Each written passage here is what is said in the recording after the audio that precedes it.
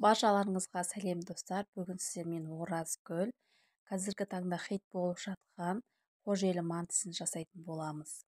Өте дәмді әрі ерекше болып шығады. Ол үшін ең алдымен менің каналыма тіркеліп, лайк басып, комментария қалдыруды ұмытпаңыз. Ең алдымен суымызды құйып, дәміне қарай тұз салып аламыз. Және де үстіне еленген ұнымызды салып, керекті мөлшерде қолымыздың көмегімен жақсылап елеп аламыз. Кешкі асқа жасасаңыздар да болады. Өте ерекше болып шығатын тағам екен негізінде.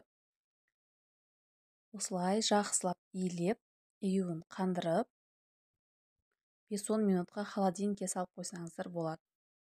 Келесі кезекте біз начинкасын дайындайтын боламыз. Тартылған ет пен пияз, және де оған дәміне қарай тұз саламыз. Қара бұрышымызды салып аламыз. Және де азырақ зіра қолдансаңыздар болады.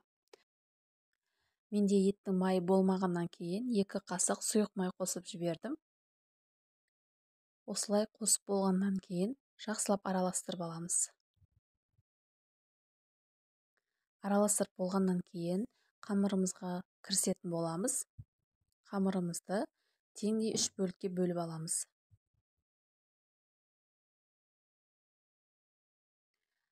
Сіздер де өз отбасыларыңызға шамалап жасасаңыздар болады. Осылай бөліктерге бөліп алғаннан кейін қамырымызды жұп-жұқа етіп жаямыз. Бұл мантының бір ерекшелігі осында, қамырдың жұқа болуында. Қамырымыз жұқа болса, тамағымыз өте дәмді болып шығады. Сіздер де міндетті түрде жасап көріңіздер. Осылай дөңгелек етіп, қамырымызды жұқа етіп жайып аламыз.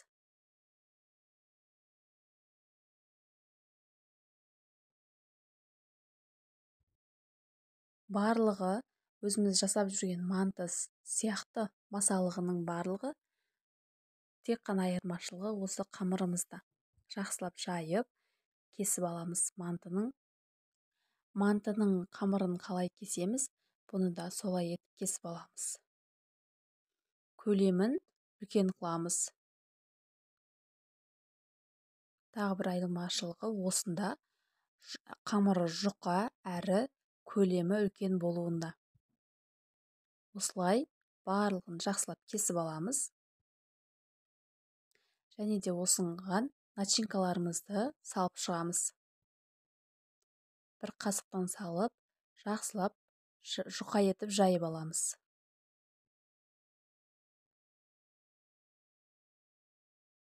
Салып болғаннан кейін мантымызды түйуге кірісеміз.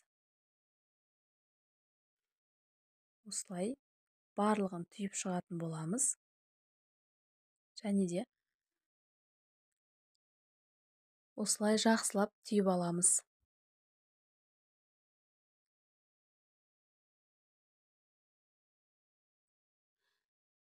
Листімізді майлап аламыз. Мантымыз жабысып қалмау үшін.